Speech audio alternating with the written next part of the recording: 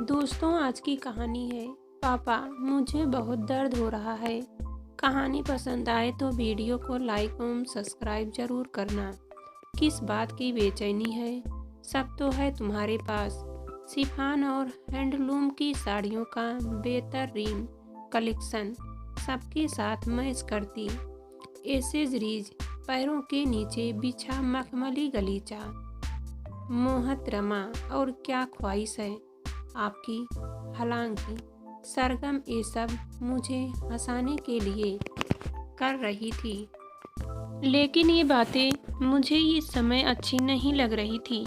मेरा मन फूट फूट कर रोना चाह रहा था, जिसका कारण वह खुद भी नहीं समझ पा रहा था। अचानक से हुई तेज बारिश ने शहर की सड़कों को पानी से डुबो दिया था। उस पर एयर ट्रैफिक घर पहुंचने में बहुत देर हो जाएगी। बच्चे इंतजार कर रहे होंगे। इतनी बारिश में शांति दीदी भी नहीं आ पाएगी। खाना कैसे बनेगा? बाहर से मंगवा लूं? लगातार बजते हॉर्न की आवाज़ों से मेरी बेचैनी और बढ़ रही थी। आंख से निकलते आंसू मुझसे ही सवाल कर रहे थे, ये रास्ता तो तुमने खुद ही चुना था, अब क्यों परेशान हो?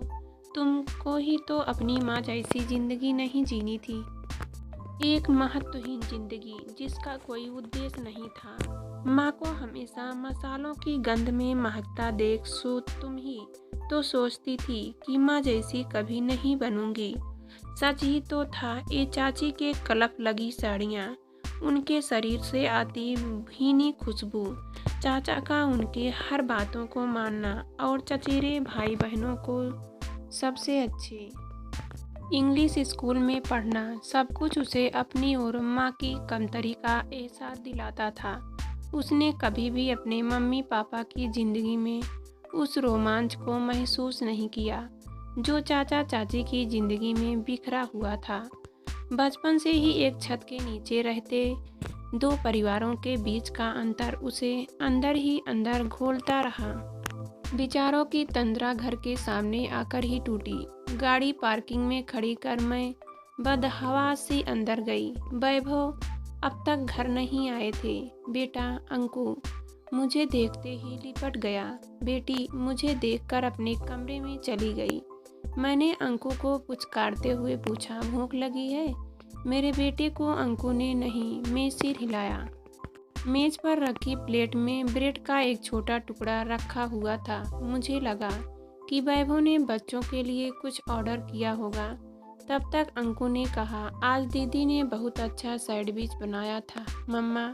अवनी ने हाँ मम्मा, पहले तो बस ब्रेड बटर ही देती थी, लेकिन आज सैंडविच बनाया। अंकु के खिलौनों को समेटती हुई अवनी के कमरे की तरफ गई। मोबाइल पर तेजी से चलती उसकी उंगलियां मुझे देखकर थम गई थी। मैंने अवनी को पुचकारते हुए अपने सीने से लगा लिया। मेरी गुड़िया तो बहुत समझदार हो गई है, सैंडविच बनाने लगी है। अवनी ने खुद को अलग करते हुए कहा, ये आपका परफ्यूम, और अब मैं 13 साल की हो गई हूँ। आप घर में ही नहीं रहेंगी तो इतना तो कर ही सकती हूँ।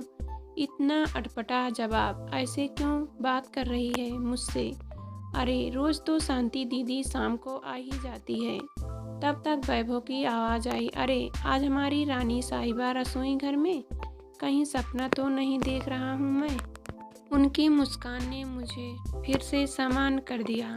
वैभव ने हमेशा मुझे वो सम्मान दिया जो चाचा चाची को देते थे। सब कुछ तो ठीक था मेरी जिंदगी में, जैसा मुझे चाहिए था। मैं ही कुछ ज़्यादा सोचने लगी हूँ। पता नहीं किस अपराध बोध में घिर आ जाती हूँ। ये परेशानियाँ तो जिंदगी के साथ लगी ही रहती हैं। आज समाज में वैभव के नाम के बिना भी मेरी पहचान है। जब सब जिंदगी में कुछ ठीक ठाक चल रहा हो तो समझ लो जिंदगी करवट लेने वाली है।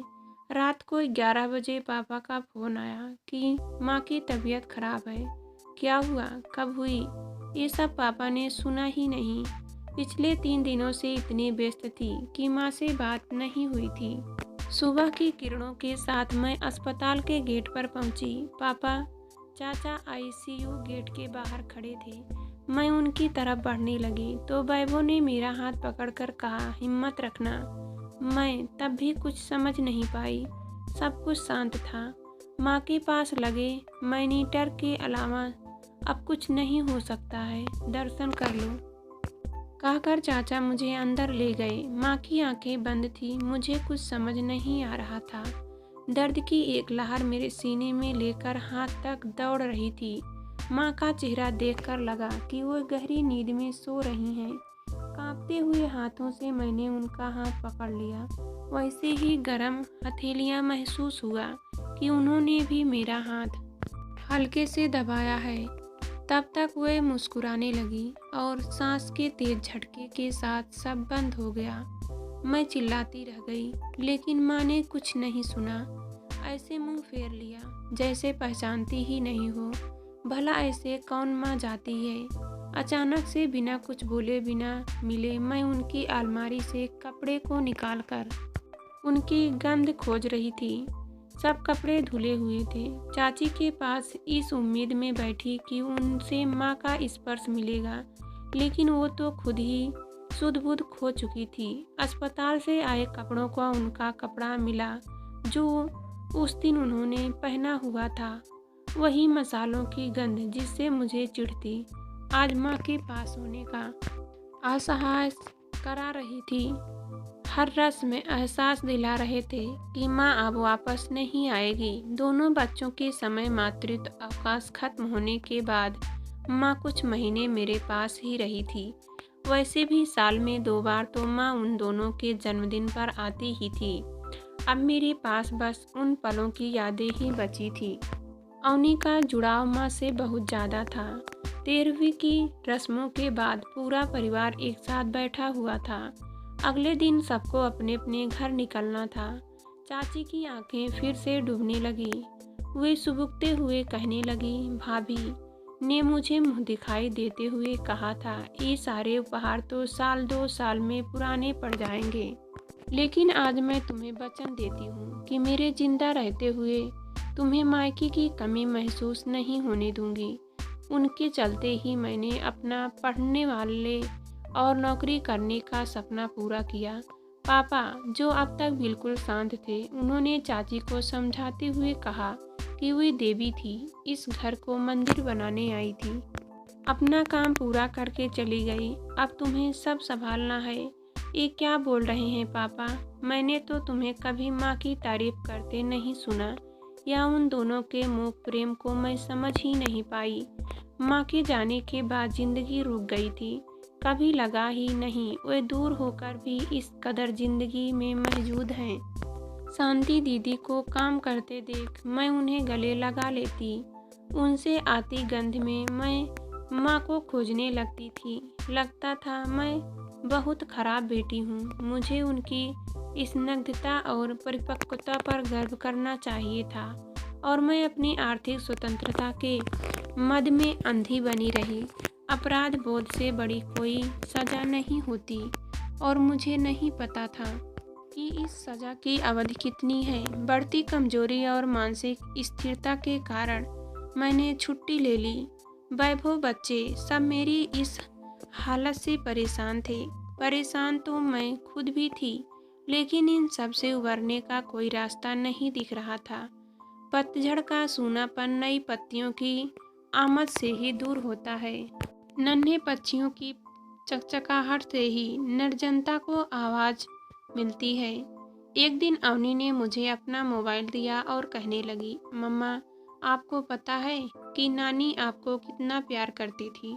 आप जितना मुझे और अंकु को मिलाकर करती हो, उससे भी ज़्यादा याद है उस दिन मैंने अंकु के लिए सैंडविच बनाया था। वो मुझे नानी ने ही सिखाया था। पता नहीं क्यों उस दिन मुझे आप पर बहुत गुस्सा आ रहा था। मैंने नानी से कह दिया कि आपने मम्मा को अपने जैसा क्यों नहीं बनाया। वह मुझसे कहने लगी कि आप उनसे भी अच्छी हैं, लेकिन मुझे उस दिन कोई बात सुनने का मन नहीं कर रहा था। तब उन्होंने ये मैसेज मुझे भेजा था, अवनी बेटा, तुम्हें लगता है कि आभा तुम लोगों का ध्यान नहीं रख पाती। उसे भी नौकरी छोड़कर तुम लोगों के साथ पूरे समय घर पर रहना चाहिए, लेकिन ये तो गलत है ना बेटा। एक औरत जब बच्चों को छोड़कर घर से काम करने निकलती है तो वह खुद ही परेशान होती है। इस नौकरी को पाने के लिए जितनी मेहनत तुम्हारे पापा ने की थी उतनी ही मेहनत मम्मा ने भी की है। मुझ पर घर परिवार की बहुत जिम्मेदारियां थी, लेकिन उसने मुझे कभी किसी शिकायत का मौका नहीं दिया। जब वे अधिकारी बनी तो तुम्हारे नाना ने कहा कि ये सब तुम्हारे अच्छे कर्मों का फल है। उसकी सफलता ने मुझे भी सफल माँ बनाया है।